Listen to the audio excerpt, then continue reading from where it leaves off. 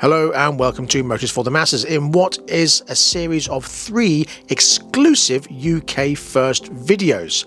In this first one we'll be doing a full factory tour of the RIEJU factory in Spain. I'll be showing you where it came from, what they're doing and what they will be doing in the future, as well as a complete look round the entire factory.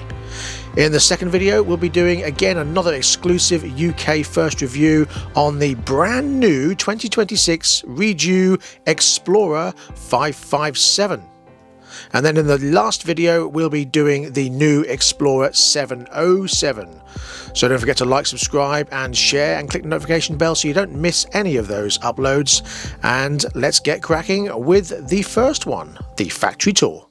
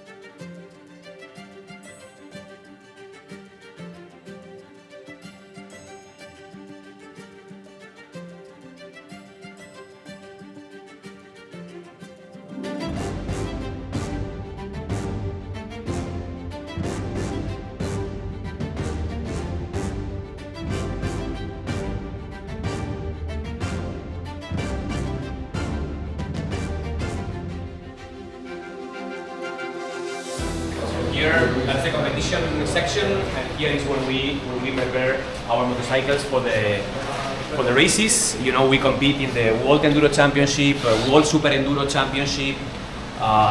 Also, we are in the United States in the Enduro Cross Championship as well. I mean, what do you think of Beta producing now a 350 when the regulations say that for competition you need a 300? Well, I mean, it's an option. At the end of the day, I mean, I think they open a door which could be followed by others. I mean, why not? We are a two-stroke brand. We don't have four strokes. We build a bigger capacity based on this same platform.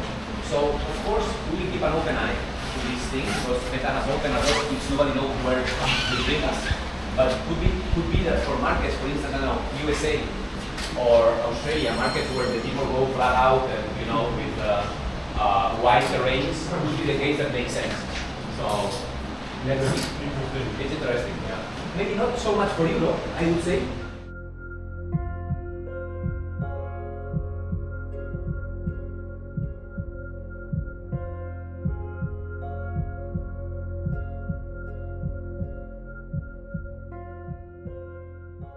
Which was built here, and this is where our two production lines has always been. We have those two here, plus the one for electric vehicles up there.